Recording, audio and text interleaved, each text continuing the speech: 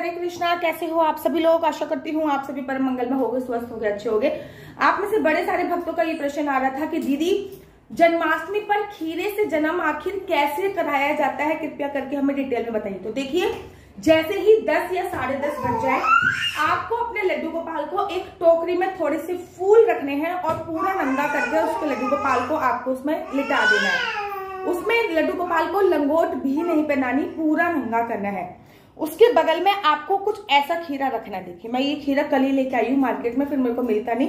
कुछ ऐसा खीरा रखना है, आप देख लो जिसमें ये चीज हो, ये देख लो, ये थोड़ी सी ये ऐसा खीरा आपको लड्डू गोपाल के पास रख देना है, क्योंकि लड्डू गोपाल तो खीर के अंदर आएंगे नहीं। तो लड्डू गोपाल के पास आप एक ऐसा खीरा एक रख दीजिए, ढूंढ लीजिए। ऐसा खीरा मिल जाए तो सर्वोत्तम है, नहीं मिले तो कोई बात नहीं है, लेकिन अगर मिल जाए तो इससे बेटर बात है, तो इससे अच्छी बात कोई भी नहीं हो सकती। उसके ऊपर खीरा रखने के बाद उस टोकरी के ऊपर हल्के से फूल रख दीजिए और उस टोकरी को एक घर के कोने में, यहाँ पे भी आपने डेकोरेशन करिए, वहां के एक कोने में रख दीजिए। याद रखिए कि यहाँ पे लड्डू गोपाल का अभिषेक होगा, वहां पे वो टोकरी नहीं रखनी, यहाँ पे अभिषेक होगा, उससे थोड़ी सी दूर वो टोकरी एक कोने में रख दीजिए। जैसे ही 12 बजे आपने चंद्र को अर्घ देना है, चांद मामा को आपको अर्घ दे के आना है, और अर्घ देने के बाद सबसे पहले उस टोकरी को लेके आना है। टोकरी में से आपको फूल हटाने हैं, उसके बाद ये खीरा लेना है और खीरे के साथ एक सिक्का लेना है। मैं चांदी का सिक्का लेती हूँ, लेकिन आज आपको दिखाने के लिए मैं ऐसा सिक्का ले रही हूँ। उसके बाद जो ये हिस्सा होता है खीरे का, ये हिस्सा आपको कट कर देना है, ये पूरा हिस्सा आपको कट कर देना है।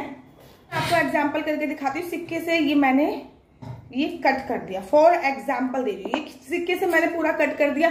अब इसको किसी पौधे वगैरह में डाल देना है और ये प्रसाद के स्वरूप आपको खा लेना है। उसके बाद लड्डू गोपाल को आपको पंचम से स्नान कराना है, फिर उनकी इत्र सेवा करनी है। इत्र सेवा करने के बाद उनको अच्छे वस्त्र पहनाने हैं, उनका श्रृंगार करना है, उनको सबसे पहले माथा मिश्री का भोग देना है, फिर उनको 56 भोग देने हैं, थोड़ी देर उनको झूले पे झुलाना है। तो ये प्रोसीजर से आप खीरे से जन्म कर सकते हैं। खीरे से जन्म करने के लिए कुछ बातों का याद रखना है। खीरे से जन्म करने के लिए आपके घर पे बाल गोपाल, लड्डू गोपाल का होना जरूरी है। अगर आप कोई मूर्ति की पूजा कर रहे हैं तो फिर खीरे से जन्म मत कीजिए, लेकिन अगर आप कोई मूर्ति की पूजा नहीं कर रहे हैं तो बाल गोपाल, लड्डू गोपाल अगर आपके घर पे है तो आप खीरे से जन्म करवा सकती हैं। दूसरी बात, क्या हर बार कराया जाता है? हाँ, हर बार कराया जाता है, क्योंकि भगवान की ये एक लीला है और लीला जितनी बार भी हम याद करते हैं उतनी ज्यादा अनंत फलों की प्राप्ति हमको मिलती है। तो जितनी बार आप लीला याद कर सकते हैं उतनी बार आपको ये वाली लीला जो है वो याद करनी है।